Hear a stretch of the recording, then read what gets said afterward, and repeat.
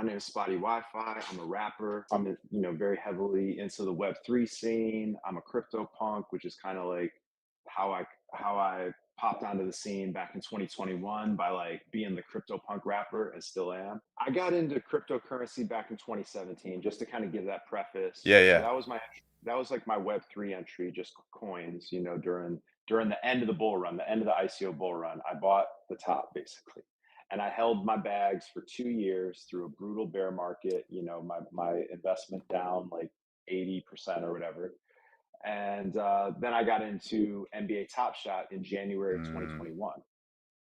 And through Top Shot, I started doing a YouTube show talking about NFTs and Top Shot with my friends Beskar and Crypto Novo. Crypto Novo was the co-host with okay. me, and he was a CryptoPunk. So so that's how I got into the CryptoPunks and learned about them. Bought this guy behind me back in February of 2021 and started doing music with him. The Bored Apes came around sort of after I started doing music with my CryptoPunk, and I met Tropo in the Discord very, pretty early. I mean, he was there from the very, very beginning. I minted, I'm sorry, I didn't mint, but I bought my first ape on like May 23rd or something. So like 3 weeks after they minted out. Punk's comic had a competition for, they were finding 8 apes The Elite to Apes, yeah. the elite apes, yep, to be featured in their comic. And it's funny, man. It's just funny. We both were two of the 8. I did a song for it. I did a song where I shouted out Tropo. You mentioned Punk's comic. I also did the theme song for the first edition of the Punk's comic. I had a song on my first album called Christie's, which I was already writing because they were doing the first ever CryptoPunk auction at Christie's. And when I heard about that, I had the idea I'm going to write a song about Christie's. And then I started talking to Beanie and G Funk and Cheetah, and they were telling me about the plot. They gave me the script and or the comic and everything to Yeah. look over, and I just like wrote the verses about and tweaked the song, to make it the theme song, and it was the perfect fit because the comic starts in Christie's. It tells the Right, story of the right. Lost Robbie. What have you been doing within the Web3 space and music, and how do you see that playing out into the future too? I started out as a collector, in this space, but I used to do music a decade ago, like full time songwriting, performing as a solo artist in bands, et cetera, et cetera. So that was sort of a dormant music was, I just hadn't done it in years, but it's in me. And so as I was collecting and I collected this CryptoPunk, started as like an IP play of like, I I'm using this profile picture and I'm getting followers. I have a built-in audience. So this light goes off and I'm just like, I need to create a character. So my CryptoPunk has spots on his face. So that's where the name came from. And then it's like, well, I'm not an animator, I'm not there's a lot of things I'm not, but I can write some rap songs and like Hmm. introduce this character. And nobody's done that. And so I just said, you know what, it's off the wall, but nobody's done it. So all these thousands of CryptoPunk owners, they're going to see something they've never seen before with a CryptoPunk. I put out a song called "I'm Spotty" to introduce this character. Then I put out the Christie song that I mentioned. We sent a truck to like we sent a billboard truck with the CryptoPunk on all the neon sign or the LED screens on the Yeah, outside, blasting the music on repeat in front of Christie's for like 7 hours the day of the auction. that's awesome. People people hated it, I'm but we sure. got we got a bunch of press with those pictures and stuff like that. And we just kept going and just kept putting out music. The Bored Apes came along. I did that song Elite Apes or Elite Ape to introduce my hype man slash other MC Goldrilla. This is where's Goldrilla? Goldrilla's right here. If you're not in tune, that's Yeah, yeah. Goldrilla 4065. And anyways, throughout the course of this, we are like, of course, and remember, and I bought my CryptoPunk 2 weeks before Beeple sold his $69 million thing. So like, there's a shit ton of stuff going on Hmm. while I'm kind of quickly, going through the timeline. And so we're like, dude, we're gonna have an album soon. Like, we almost have an album. We have to do an NFT drop. And so It started as that simple, and then we just started taking inspiration from other types of non-music NFTs, you know? So like I was inspired by the process of shopping for a CryptoPunk and looking at rarity traits, you know, or same thing with the Bored Ape, you know, or almost all profile picture collection. You're looking at traits, you're sorting by rarity.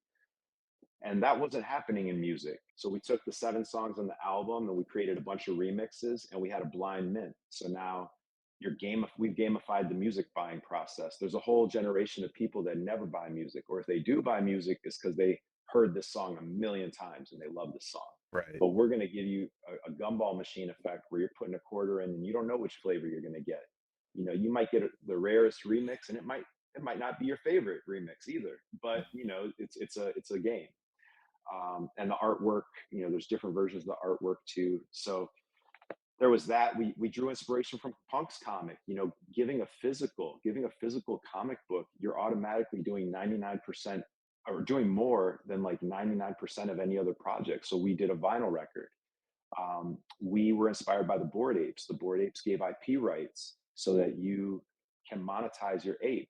And you know, they created like a network of ambassadors that way, you know, and that's what I wanted to do with the music. So we give a sync license. If you own that NFT for that, whatever version of the song you own, you can put that in your podcast or your TV show or your film or your video game or whatever. You can even give someone else that ability. You can sub license it. And so that was really something new as well. But by the way, like almost all of this is relative. Like the vinyl record had been done before. Blau and Kings of Leon had done vinyl records. I think we might have been the third ever. That was token gated. I don't know. But some of these other things are like nobody was doing this. Right. Nobody. The IP license, like nobody was doing it this way. Nobody, I don't think anybody did it this way ever, where you get a sync license, you can place the music or sync it in any of your content, even for a commercial purpose. You could literally repackage it and sell your own music NFT of the music. You could remix the song and do all that. And I still own the master recording and I still own my publishing. And so what that means is you could create a remix and or a brand could approach you and pay you to put your the song that you have of my NFT in their commercial. And when it airs on television, the broadcaster will pay my publishing royalty. And a lot of my collectors, like even if they're not doing that, even if they're not creating a video game or a podcast and or remixing or DJing and using the NFTs, whatever, it gives them something to talk about. You know, it gives them something of like when their friends ask, why would you buy a music NFT? Yes, it's a collectible for sure. And it's a timestamp of like, hey, I saw that band when 5 Right. people were in the room, you know, Right. before they went platinum. That's always going to be there, that sort of social currency of the collectible. But there's also something now where they can say, you know, I can give you, I can use the music for any purpose I want, and I can let anybody else use it for any purpose they want, and I can work out a deal that way. And a Spotty still has the potential to get paid, you know, if whatever we come up with, you know, takes off. The real headline is during the bull market, I sold that collection of NFTs. There were 2,000 of the NFTs. This is coming from a 7-song album. So we turned a 7-song album with a bunch of remixes and different artwork into 2,000 NFTs. We sold them for 0.03 Ethereum, which was about $100 each. So we made just under $200,000. And it sold out right away. Okay. That, for me to generate that type of revenue on traditional streaming platforms, for example, like on Spotify. On Spotify, you get about a US artist on average gets $4,000 for every million streams. So for me to make $200,000, I would need upward of 50 million streams. I to this day, I soon very soon I'll be celebrating my first 1 million streams on Okay. Spotify. Okay, so I'm nowhere near. And 2 years ago, I was obviously even more microscopic in terms of my following on Spotify. So, and even if I had 50, if I got 50 million streams tomorrow, I would probably not see my first penny from that revenue for at least 6 months Damn. because of this very convoluted system that I clumsily tried to describe to you. Yeah. So so I'll be the first one to say I had really incredible timing with my album launch. People know the headlines sometimes of like, oh, you did this big sale. It's like, yeah, and I had really great timing. Like that's a really big factor. But even today, in a really brutal bear market, if an artist can sell, you know, 100 NFTs of their song for $10, like that's $1,000. Right. That's like if they had a, if that's like if they dropped that song and got 250,000 streams on Spotify in terms of how much it'll actually help them put food on the table, Mm, you know, and they'll get that money in real time as people collect the NFT. They won't have to wait 6 months, right. So I think that's really I think that's really right now the strongest argument for music NFTs, especially when I'm talking to artists. If we're talking like years down the road, like I do think that blockchain can help streamline and eliminate a lot of the middlemen that have infested the music industry, and hopefully we can help get get artists paid their traditional royalties more efficiently too. What have you been doing on the performance side of things? So when we started, remember I was undoxed. So I was just nobody knew who I was. I was just this character in little animated music videos and stuff. So my first performance was a metaverse performance. Uh, Actually, it was at the yacht. It was at the Board Ape Yacht Club's Riverboat Casino in Decentraland, Okay. which so they have a riverboat casino in Decentraland, where all over in the area where all the casinos are, and they had an auction at Sotheby's. It was like the first Board Ape auction at Sotheby's, and they had the official after party at the casino in Decentraland. And I had a 3D like VR performance. That was my first performance. It was really dope. That's I'm sweet. really proud. Yeah, thank you, man. I'm really proud that we were able to like have that be the way we introduced Spottie to the world, or introduced me to the world. And then I did another performance, another 3D performance at the Decentraland's Metaverse Music Festival that year. I opened for Paris Hilton, which was kind of cool. I was at that Crazy. one. I Oh, you were think, there. Okay. yeah, hell yeah. That was the first time that I like really I kind of knew about Decentraland, but never really like had like much of a reason to go into it. But then when I saw that first music festival, I was like, I'm gonna check this out. And you were on my radar. Probably one of the only, well, there's a couple DJs that I like too that were gonna be performing there. But like I was like, I'm gonna go check out Spotty because I don't even know what your music was like. I just like knew that you were doing different stuff and yeah. So hell yeah, I was there. Awesome. And that's where I got to like it was these were amazing opportunities, and got to do my first wearables where I was like, if you came to the show, you got some cool swag or drip to wear during the show in the metaverse and stuff like that. Um, but then that complex article that I mentioned, that's when I doxed, because they were like, we want to write this story Mm, about you, but we want to tell your story of like struggling in the past and now finding a way. And so all of a sudden I was doxed. And so I went to NFT NYC for the first time in 2021. And that was my first IRL performance in this Spotty era, as Spottie WiFi. And the funny thing is, I actually won the award the NFT NYC award for like best use of a music NFT. And that first year, I couldn't get anybody. Like nobody would give me any stage time. Nobody mm. would give me a microphone and some stage time at all. And they were just totally asleep. Like I literally just had this historic NFT drop, got written up in Complex, and I might have even dropped the Bun B song by that point. I can't even remember. And nobody would book me. So I'm in New York thinking I'm just going to go accept my award, and then I get a text from a friend who's like, "We have we have a old school bus that's been transformed into like a hippie bus, and it's got a stage on the top where it's got with like a PA, and we're gonna go crash some parties and rap." I was like, "Let's do it." I Yeah. ran to, and it was cold as fuck, bro, like cold. Yeah. So I ran to, I guess, Macy's or something, got a cheetah print winter coat from the women's department, and went out there, bro, and my first performance ever IRL was under a bridge.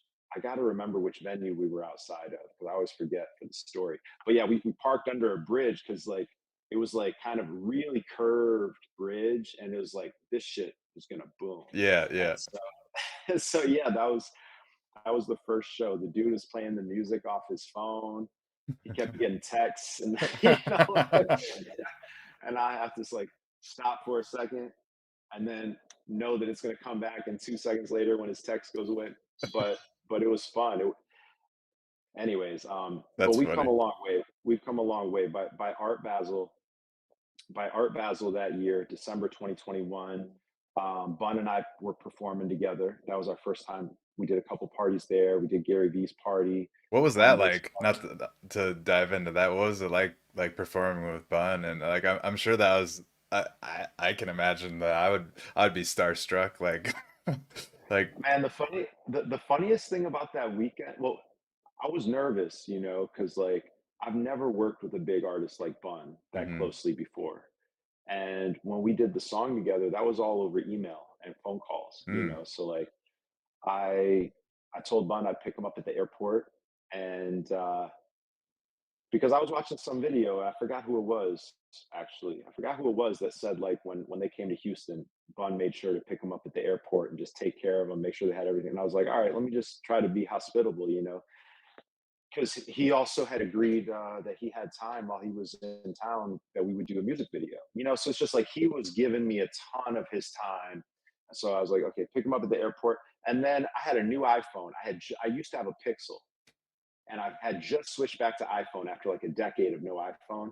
And I was having trouble with the directions, and I'm like really bad with directions, anyways. And I'm driving around in Miami, and these people have no idea how to drive. Right. And I get, and he was just cool as a cucumber. Like I was trying to just act like I know, like I know my way around and stuff.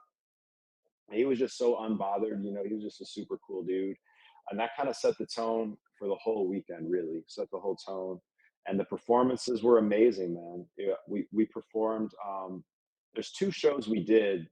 I'm trying to remember the other one, but the one we did was at some nightclub in in Miami. It was hosted by Gary Vee. It was the Coinbase party, so that was a big deal too. Just Yeah. that was Gary Vee and Coinbase. Actually, I never really, I don't think, given them credit for this, but they gave me my first, like, I would say, like IRL, probably my first really good look in terms of a live performance. So I appreciate that. Hell yeah. There was That's another, and then we shot the video. The video was, I'm really proud of that video. The director actually just passed recently, aw. which is really sad. Shit. Um, but yeah, he was a really great dude.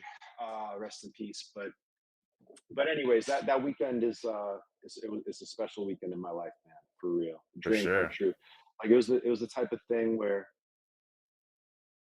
I could have this all could have gone away Monday morning after that weekend, and nobody could tell me anything. Like I came and did what I set out to do at that point, and to still be going, a year and a half, 2 years later. Um, I'm honored, man, really honored and grateful for everybody that supported along the way. This was my favorite part of the whole weekend. This was the best part of the whole weekend. We did, like I said, I think there was two shows, but I only remember one of them. And it was the Coinbase Gary Vee show.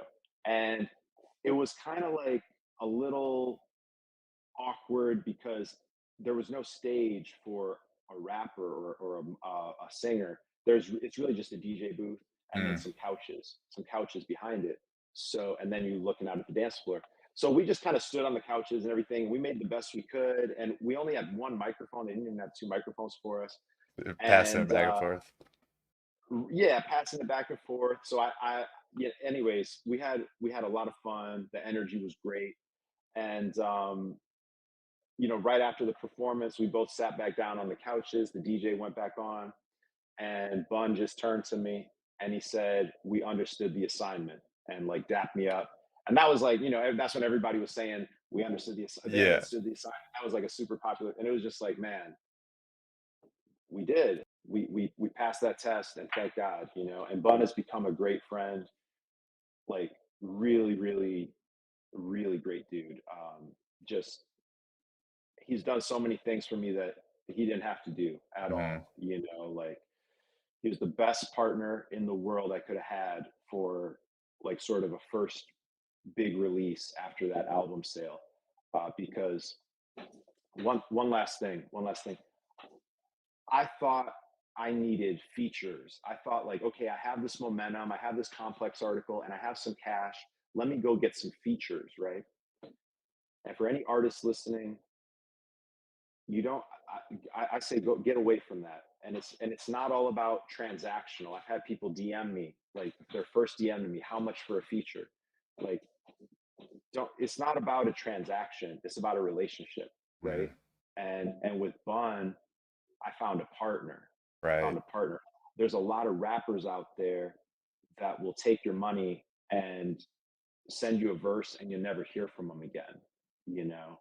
And with Bun, it was always more like he wanted to learn, he wanted to explore the space in a safe way, it with and maintain his reputation.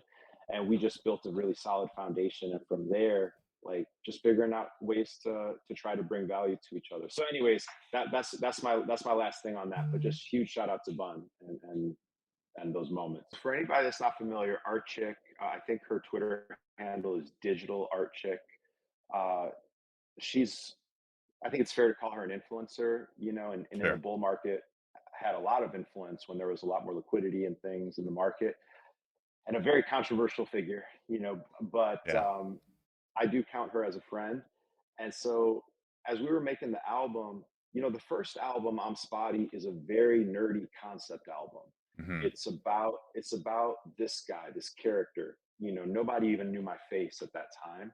And so it's really like the life and times of the CryptoPunk rapper in the metaverse. Right. So it's very different from the King's Alpha. The King's Alpha is like we're bringing Spotty into the real world, and that's why there's so many features. Hmm. But on that first concept album, throughout that first year, Archik and we would kind of play off of each other on Twitter, Sure. because I always call myself the King of Punks, or rather, the people name me the King of Punks, and I accept it.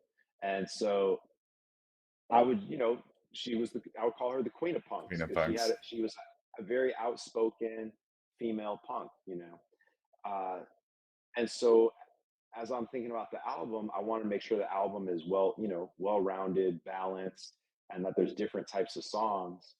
And yeah, it just felt like it made sense. Like I need to have some kind of R&B banger to tell the story of Spotty because Yeah. it had been part of the Twitter lore of like the different characters that I interacted with on Twitter. Okay. And that's not really a song that that's not the type of song I usually make, like an R&B song where I'm singing and stuff, but I had a lot of fun with it. Like that was a lot of fun. And actually, come to think of it, I can't remember if we even had the music before we started writing the lyrics or not. But I sent her my draft of a chorus because I approached her with there's more to this story actually. I just remembered. Okay. Oh yeah. She she had released this collection of ether poems, the first poems on the blockchain or whatever. Sure. And she had all these poets, part of it were writers, and even my guy Louis C. Rhymes, who's a dope rapper. And I was kind of like, whoa, like you didn't call me to be part of your first poems on the blockchain? Like, are you for real? And so I had tweeted something about how like Art Chick didn't want to work with me or something. and and she replied like, yes, she said, yes, I do. And so that's why I approached her with the idea. I was like, all Mm. right, we should do a song together. This is what we should do. And I sent her the idea for the chorus, and she tweaked it and added to it. And she added some of my favorite lines too, like when she said, like I'll wreck your whole market, like that type of that was her. That was one of her contributions. She really helped make the song more just tight and just bars. She brought some fucking bars to the song, and then she gave us the vocals. So it was crazy, dude. It was crazy because nobody knew. So the I mean, the vocals are from her. I was wondering that. I was like, yeah, it's just there's yeah, some effects on her vocals, so nobody really knows what she sounds like yeah. to this day. But But she yeah, man. So provided the words or whatever. yeah, and so we put that song out We put that song out like 2 days before the NFT drop. It was the last single before the album drop. And I don't know how much credit to give that song because we did a lot of promo. But in those last few days, like especially once we dropped the song, like we saw a lot of interest because I mean she really did have and does have He does, a yeah. lot a lot of influence. And it was to the point where very shortly after we dropped that song, I messaged the developers and I was like, yo, is it too late to raise the price? Because we have way more interest than I thought in this thing. And they told me that if I wanted to raise the price, we'd be delayed. And I was like, nah, don't even do it. Which was the right call because that collection was super in high demand. We did 100 ETH in secondary sales in the first 7 hours. You Damn. know, so yeah, shout out to our chick. You know, I Yeah. don't know how much credit, I don't know how much credit to give her, but she was very supportive. She helped us get the message out, and it changed my life for sure. I swung really far into the IRL world after Spotty was really born as a metaverse persona, you know? And so I wanted to come back and like balance it out and be more active in the metaverse. So I bought a bunch of land in Decentraland. I built out basically the Spotty Land, which is like a musical theme park, so to speak.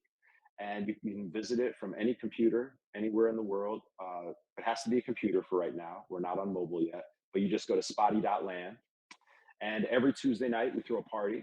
My DJ, CJ Tracks, he spins live every single Tuesday night. We feature different artists, play music videos. It's super dope. If you come, we do giveaways, you know, so you'll have your avatar and you might win some swag. So you can have some spotty gear to wear with your avatar. And the True Band Room, if anybody's a Decentraland fan, you know about the number one music venue in Decentraland, which is the True Band Room.